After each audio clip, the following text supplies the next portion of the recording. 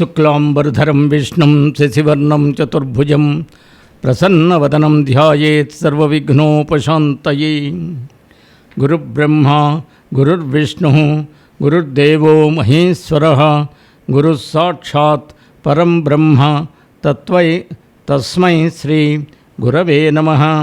వ్యాసం వసిష్ఠనప్తారం శక్తేః పౌత్రమకల్మషం పరాశరాత్మజం వందే సుఖతాతం తపోనిధిం. నారాయణం నమస్కృత్య నరం చైవ నరోత్తమం దేవీం సరస్వతీం వ్యాసం తతో జయముదీరయేత్. వసుదేవసుతం దేవం కంసచాణూరమర్దనం దేవకీ పరమానందం కృష్ణం వందే జగద్గురుం. శ్రీ భాగవత కథాసుధలు 133వ భాగానికి స్వాగతం సుస్వాగతం. బ్రహ్మాది దేవతలు దేవకీ గర్భస్థుడుగా ఉన్న శ్రీకృష్ణుని స్తుతించడానికై నారదాది మునులు వెంటరాగా బ్రహ్మదేవుడు, శివుడు, మహర్షులు, దేవతలు అందరూ ఒకేసారి దేవకీదేవి ఉండే చెరసాలకెగారు. ఆమె గర్భంలో శిశువు రూపంలో ఉన్న శ్రీ మహావిష్ణువుని స్తుతించసాగారు అని పరీక్షిన్ మహారాజుకి సుఖబ్రహ్మ చెప్తున్నారు భాగవతంలో. ఆ భాగవతాన్ని మనం కూడా శ్రవణం చేద్దాం.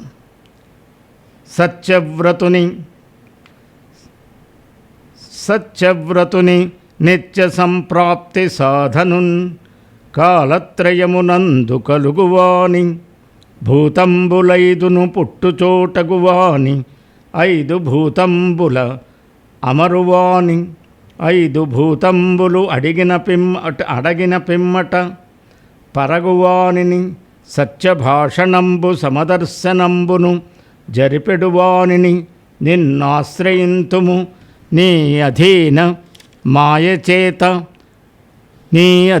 మాయచేత ఎరుకమాలిన వారలు పెక్కుగతుల నిన్ను పేరుకొందురు.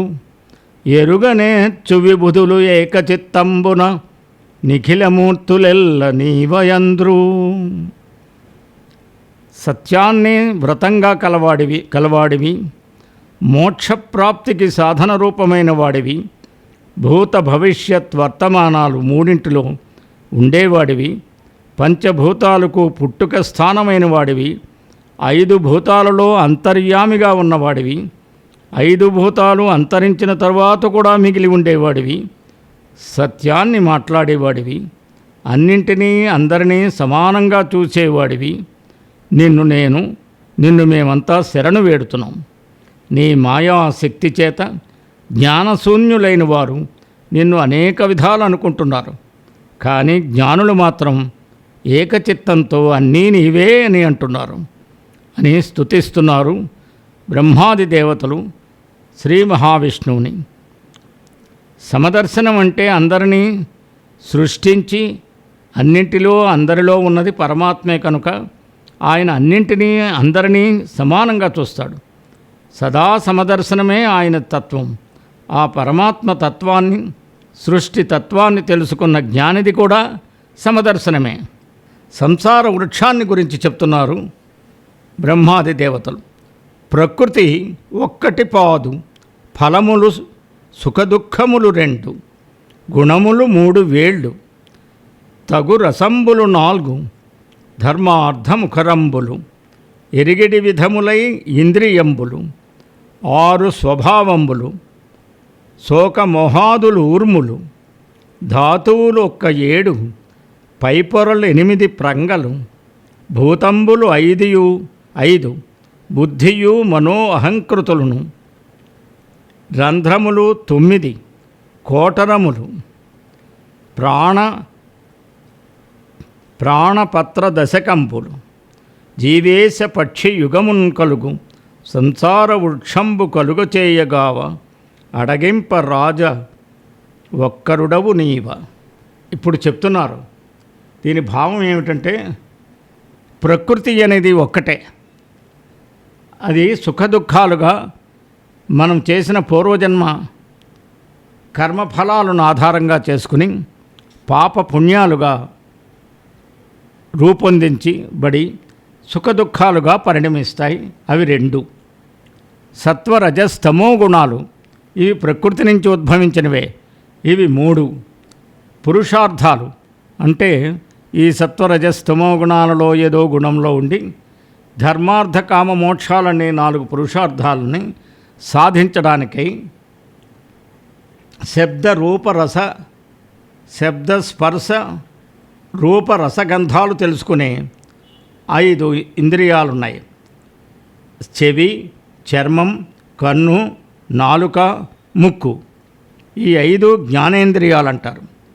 కామ, క్రోధ, లోభ, మోహ, మదమాశ్చర్యాలు అనే 6 స్వభావాలుగా వర్ణించారు. ఆకలి, దప్పిక, శోకం, మోహం, ముసలితనం, మరణం అనే 6 ఊర్ములుగా ఉన్నాయి. ఇంకా 7 ధాతువులు ఉన్నాయి. ఆ 7 ధాతువులు ఏంటంటే రసము, రక్తము, మాంసము, మేధస్సు, అస్థి, మజ్జ, శుక్రము. ఇవి 7 ధాతువులు ఆ సంసార వృక్షానికి పైపొరలు. భూమి, నీరు, అగ్ని, వాయువు, ఆకాశం అనే పంచభూతాలు, బుద్ధి, మనస్సు, అహంకారం అనేవి 3, మొత్తం 8 కొమ్మలుగా ఏర్పడతాయి. ఆ చెట్టుకి 2 కళ్ళు, 2 చెవులు, ముక్కు రంధ్రాలు 2, నోరు 1, మలమూత్ర ద్వారాలు 2, మొత్తం 9 రంధ్రాలు చెట్టు తొర్రల్లాంటివి. ప్రాణాపాన వ్యానోదాన సమానాలనే పంచప్రాణాలు, నాగ, కూర్మ, కృకర, దేవదత్త, ధనంజయాలనే 5 ఉపప్రాణాలు, మొత్తం 10 ప్రాణాలు ఏర్పడతాయి ఒక జీవికి. ఆకులుగా జీవుడు, ఈశ్వరుడు పక్షుల జంటగా ఉండే ఈ సంసార వృక్షాన్ని పుట్టించడానికి, రక్షించడానికి, నశింపచేయడానికి ప్రభు ఎవరంటే నీ ఒక్కడవే స్వామి అని ఇస్తున్నారు. ఇందులో సూక్ష్మదృష్టిలో చూస్తే మానవుని యొక్క తల్లి యొక్క గర్భంలో ఎలా ఎదిగి జన్మను పొందుతున్నాడో ఆ విషయాలు కూడా ఒక వృక్షం రూపంలో వర్ణిస్తున్నారు. ఈ వృక్షంలో వర్ణించినవన్నీ కలిపితేనే చివరికి మానవ జన్మ వస్తుంది. ఆ జన్మ జీవుడు జన్మిస్తాడు. ఇంత అద్భుతమైన ఈ సంసార వృక్షాన్ని సృష్టించేది అందరూ ఏమనుకుంటారంటే బ్రహ్మ అనుకుంటారు. రక్షించేది విష్ణువు, లయ చేసేది శివుడు అని భావన ఉంటుంది. కానీ లోతుగా ఆలోచిస్తే ఉన్నది ఒకటే పరమాత్మ, ఏకం సత్. పరమాత్మ నామరూప గుణాలు లేనివాడు. ఆయన తరువాత తానుగా గుణాత్మకుడుగా త్రిగుణాత్మకుడు అయినప్పుడు సృష్టి స్థితి లయాలు చేస్తాడు. అందుకే సంసార వృక్షంబు కలుగచేయ కావ అడంగింప రాజ ఒక్కరడువు నీవా అని భాగవతం చెప్తోంది. నీ దేశ తను చిత్తములిడి ఏ దశలకు లోక కడతులెరుక గలుగు ఆ రాదూడ అడుగు క్రియ నీ పాదము అయిన నావక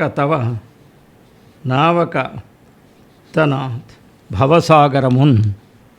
జ్ఞానులైన వారు ఏది సత్యమో నిత్యమో తెలిసిన వారు ఏ వైపునికి వెళ్లకుండా తమ దేహాన్ని, మనస్సును నీయందే నిలిపి సంసారమనే సముద్రాన్ని నీ పాదమనే నావ ఆధారంగా ఆవు దూడ అడుగును దాటినంత సులభంగా దాటుతున్నారు. నీవు సజ్జనులకి మేలు, దుర్జనులకు కీడు కలిగించే అనేక శరీరాలు ధరించి అన్ని వేళలా లోకానికి క్షేమాన్ని, కళ్యాణాన్ని చేస్తూనే ఉంటావు. ఓ మహాత్మా, ఓ పరమాత్మ. కొందరు తాము అన్నీ తెలిసిన వాళ్ళం అనుకుంటారు. పనికి మాలిన విషయాలు తెలుసుకుని నీ నామమహత్యం తెలిసి కూడా నామ సంకీర్తనం చెయ్యరు. రామ రామ రామ అనరు, కృష్ణ కృష్ణ కృష్ణ అనరు. ఆ కాలం అలా గడిగిపోతూ ఉంటుంది. చివరికి అధోగతి పాలై నీచ జన్మలు ఎత్తుతారు, మహా దుఃఖాలు పాలవుతారు. అందువలన గొప్పవారు నీవారై తమ హృదయాల్ని నీయందే నిలిపి జన మరణ భయం లేని వాళ్ళై ఏ అడ్డంకులు లేక ఉన్నతోన్నత స్థానమైన పరమపదంలో వర్ధిల్లుతున్నారు అని. ఓ విష్ణుమూర్తి, బ్రహ్మచారులు, గృహస్థులు, వానప్రస్థులు, సన్యాసులు అని 4 ఆశ్రమాల ప్రజలు నిన్ను సేవిస్తుండగా అన్ని లోకాల్లో సత్వమయము, పరిశుద్ధము, క్షేమకరమైన దేహాన్ని నీవు పొందుతావు. హరి అంటే భక్తుల పాపాలను హరించేవాడు. హరి అను 2 అక్షరములు హరించును పాతకంబు అని కదా కృష్ణశతక పద్యం చెప్తోంది. ఈ విధంగా బ్రహ్మాది దేవతలు శ్రీ మహావిష్ణువుని, దేవకీ గర్భంలో ఉన్న శ్రీకృష్ణుని స్తుతిస్తున్నారు. ఓ పురుషోత్తమ, ఓ ఈశ్వర, నీవు జన్మించడం వల్ల భూభారం తొలగిపోతుంది. నీ పాదపద్మాలు ఆధారువుగా నీ దయతో భూమి ఆకాశాలను పూర్తిగా మేము చూడగలం. ద్వాపరము నాటికే దుష్టుల సంఖ్య భూమి మీద పెరిగిపోయింది. భూదేవి వాళ్ళను భరించలేని స్థితి ఏర్పడింది. దుష్ట సంహారణార్థం శ్రీహరి అవతరణ జరగాలి. అప్పుడే భూభారం తగ్గుతుంది. పుట్టువు లేని నీకు అభవ, పుట్టుట క్రీడయకాక పుట్టుటే, ఎట్టనుడున్ భవాది దశలెల్లను జీవులయందు అవిద్య తా చుట్టుచు నుండుగాని నిన్ను చుట్టినిదం ఫలే బొంత నుడియం చుట్టగలేమి తత్క్రియలు చొక్కని యొక్కటినవుదు ఈశ్వర. పుట్టడం, పెరగడం, మరణించడం మొదలైన వికారాలు ఏవీ లేని నీవు ఎన్నోసార్లు పుడుతున్నావు అంటే అది కేవలం నీకు ఒక క్రీడ, ఒక లీల. నిజంగా నీవు పుట్టడం, పెరగడం, మరణించడం ఇలాంటి దశలన్నీ లేవు. మాయ, ఆ మాయ జీవులన్నింటినీ ఆవరించుంటుంది. కానీ మాయ నిన్ను కూడా చుట్టుకున్నట్లు నీ చెంతనే ఉన్నా నిన్ను ఆవరించే శక్తి దానికి లేదు. ఓ సర్వేశ్వర, ఆ మాయామయులైన క్రియల్లో ఏ మోహం లేదు, ఏ వ్యామోహం లేదు. ఏకో నారాయణో హరి అన్నట్టు ఒంటరివాడవు నీవు మాత్రమే. గురిపాఠీనమై, జలగ్రహమై, కోలంబవై, శ్రీనుకేసరివై, విచ్ఛుడవై, హయాననుడవై, క్ష్మాదేవతాభర్తవై, ధరణీనాథుడవై, దయాగుణగణోదారుడవై, లోకములు పరిరక్షించిన నీకు మృక్కెద ఇలాభారంబు వారింపవే అంటున్నారు బ్రహ్మ. మత్స్య కూర్మ వరాహ నారసింహ, వామన హయగ్రీవ పరశురామ, శ్రీరామావతారాలెత్తి దుష్టుల బారి నుండి దయతో లోకాలను కాపాడిన నీకు మృక్కుతాం. అప్పుడు ఈ భూభారాన్ని తొలగించు స్వామి.